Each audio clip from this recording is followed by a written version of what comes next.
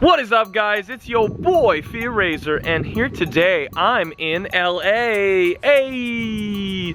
I just flew over here from Vegas, just had a great weekend with a bunch of great friends. Quick question, where's the sun? I thought this was LA.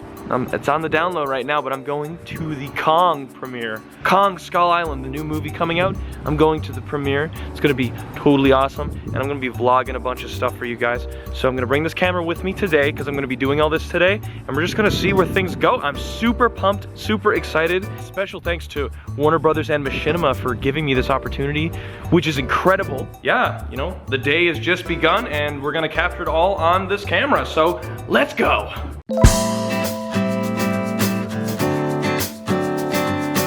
All right, boys, you ready? Let's do it! Let's do it, let's go! All right. Here we are, downtown LA. Oh man, it's beautiful. This is my first time ever being down here, and we're about to go check out the Kong premiere, the screening. Are you ready? I'm ready.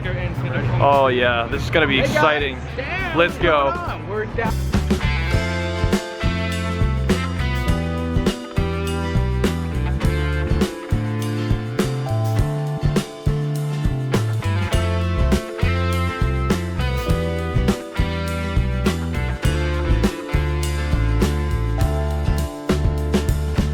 Little bit of a teaser, guys. This is where we're gonna be watching the movie. Let's go find our seats. Oh, this is so exciting. This is gonna be so awesome. Look at this place. Oh my God.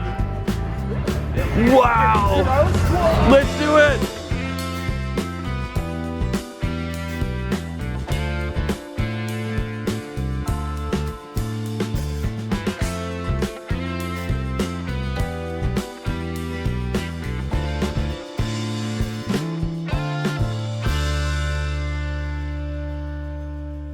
So we just got out of Kong Skull Island, and it was amazing. It was really, really good. It was so good. It was like beautiful. It was amazing. It was. And now we're at the after party, and the party is themed after Kong. Look at this. I love you, Warner Brothers. Thank you so much. Thank you for this. I love Warner Brothers. Thank you. Say that louder, a little bit clearer. I love you, Warner Brothers. Hashtag ad. And there you have it, guys. That was my little adventure down in LA, where I saw the premiere for Kong Skull Island, which again premieres March 10th. It was an incredible time, and I had such an amazing time with all the people I was with. I made new friends, I got to see old ones again, and I will always cherish the memories that I will take with me from this experience. Alright guys, thank you so much for watching this little clip of my adventure, and now the video shall continue. Alright, if you've made it this far into the video, thank you for taking the time to watch that, and hopefully you didn't just skip ahead, because that'd be really mean. That'd be rude of you. But if you have actually watched the video, as you could see, I had a fantastic time. Kong was an amazing movie. You need to see it, and again, very overwhelmed and very, very happy that I was able to attend this. Again, thanks to Machinima and Warner Brothers for doing so. But now that that's all out of the way, I do want to get into the story, which you all have been patiently waiting to hear.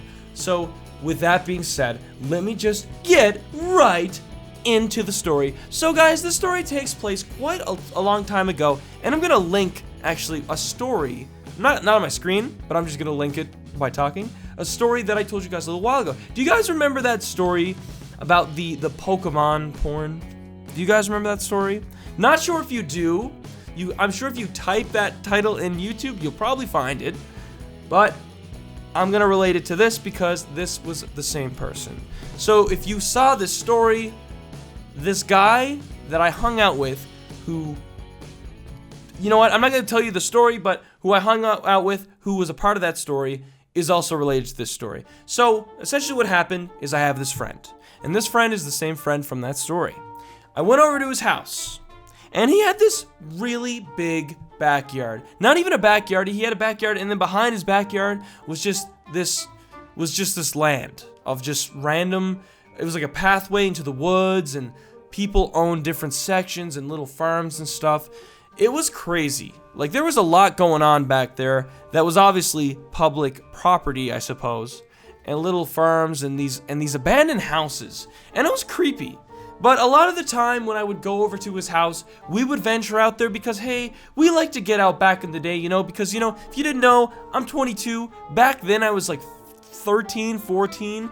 And you want to know how great cell phones were back then? I can tell you, a touchscreen phone was still science fiction. So that's how old I am, guys. I'm super old. I had a flip. My first phone was a flip phone. Hell yeah! Shout out to the flip phones. But anyways, you get where I'm going with this. So I would go to his house. We'd hang out, and then we'd go outside, and we'd walk this path occasionally.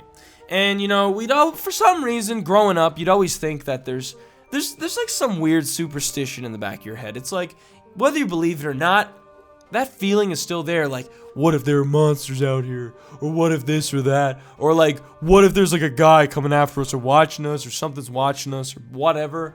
And it kind of gave the journey a bit of a thrill, because this was just a path, just imagine a path going into the back of the woods.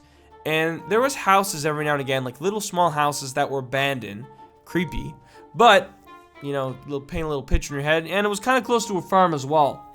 So anyways, I remember this one time I had gone to this friend's house, and his cousin was there as well, and all three of us had decided that we were going to go walk the path. And we did it. We walked the path. We didn't go too far from the house, but we did something we hadn't done before, and that was go into one of these abandoned houses.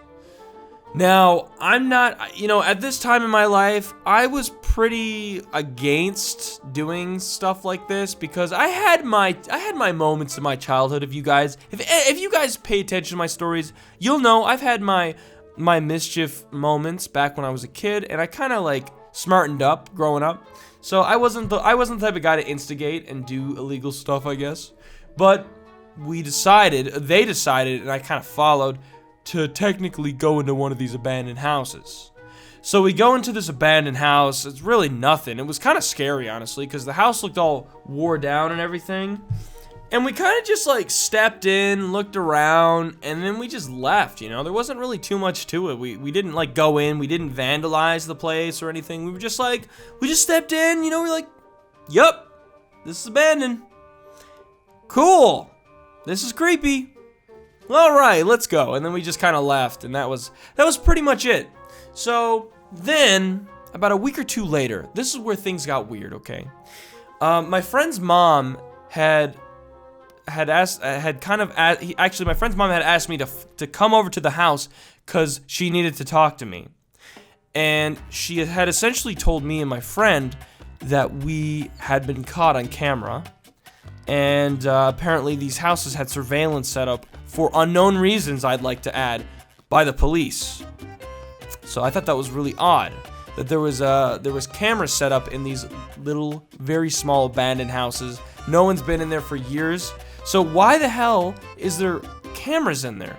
But apparently, anyways, they had caught us in camera, and things were getting a little serious, because it was like, what are these kids doing in this property? And again, they didn't tell us a reason for doing so.